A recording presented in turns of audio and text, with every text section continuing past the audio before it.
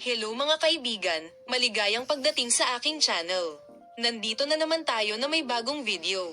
Ang kaguluhan para sa bagong serye ng Barış, Baktaş at Yağmur Yüksel ay nagpapatuloy. Muling naging sentro ng atensyon ang naging pahayag ng dalawa tungkol sa bagong proyekto.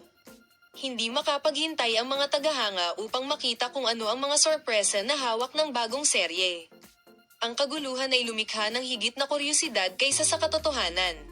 Ang pahayag na ginawa ni Yağmur Yüksel at Barış Baktaş tungkol sa kanilang bagong serye ay nasa agenda. Inamin ng aktor na si Barış Baktaş na masaya siyang makatrabaho si Yağmur Yüksel sa kanyang bagong proyekto at talagang nagbigay ito sa kanya ng kapayapaan. Ang ulan ay tumaas, talagang inaasahan mong makinabang mula sa iyong profesionalismo at ang kahangahangang tagumpay ay ipinakita sa iyo sa iyong mga tagahanga. Bibigyan ka namin ng detalyadong impormasyon sa paksa.